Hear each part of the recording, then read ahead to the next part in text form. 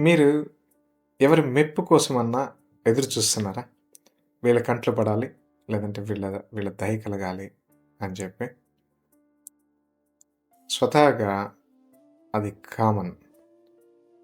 ఎలా అంటే మనం పనిచేసే దగ్గర కానీ, మన ఇంట్లో కానీ, లేదంటే మనం ఉండే సర్కిల్‌లో గానీ, మనం ఉండే చర్చ్‌లో గానీ, ఒకరి మెప్పు కోసం నేను బాగా చేస్తున్నానా అని చెప్పి మనం ఎదురు చూస్తూ ఉంటాం. రైట్? సో, వాళ్ళు మనల్ని ప్రశంసించారా? లేదా? అనేది ఇది స్వతహాగా మామూలే. కానీ గుర్తుంచుకోవాల్సిందేందంటే, ఎప్పుడైతే మనం మనుషుల గురించి, వాళ్ళ మెప్పు గురించి, వాళ్ళ దయ గురించి, వాళ్ళ అప్రూవల్స్ గురించి ఎదురు చూస్తామో, అది గుర్తుపెట్టుకోవాల్సిందేందంటే, వాళ్ళు మనుషులే.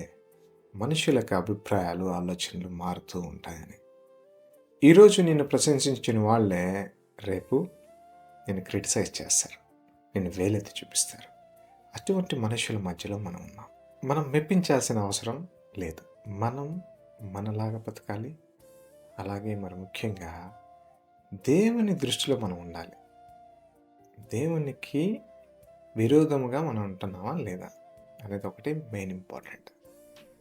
ఏ విధంగా అయితే ఒక మొక్క ఉన్నదనుకోండి, ఆ మొక్క ఎప్పుడు కూడా ఆ సూర్య శక్తి కోసం ఎదురు చూస్తూ ఎదుగుతుంటుంది. అది ఎవరు అటు ఇటు పోయి వచ్చే మనుషులనే మాటలను బట్టి దాని ఎదుగుదల ఉండదు. మనుషులు ఈ మొక్క చాలా బాగుంది అని అంటారు. మరి ఈ మొక్క అసలు ఎదగట్లేదు, నీడనివ్వట్లేదు, లేకపోతే ఇంకోటి కూడా అని అంటారు. అంత మాత్రాన మొక్క యొక్క ఎదుగుదల అనేది వాటి మీద డిపెండ్ అయ్యి ఉండదు. ఆ మాటల మీద కాదు. కేవలం ఆ సూర్యుని యొక్క శక్తి మీద. అలాగనే మనం కూడా దేవుని యొక్క దయ మీద మనం ఆధారపడాలి. దేవుని దయ మన పట్ల ఉన్నదా? లేదా? మనుష్యుల దయ మనకు అక్కర్లేదు. మనుషుల అప్రూవల్స్ మనకు అక్కర్లేదు. ఈరోజు బాగున్నావు అన్నాడే, రేపు బాలేవు అని అంటారు. ఈ మాట మీకు గుర్తు చేస్తున్నాను. గలతీయులకు రాసిన పత్రిక 1:10 నుంచి. మీరు మనుష్యుల దయ కోరుచున్నారా? లేదంటే దేవుని దయ పొందడానికి ఎదురు చూస్తున్నారా?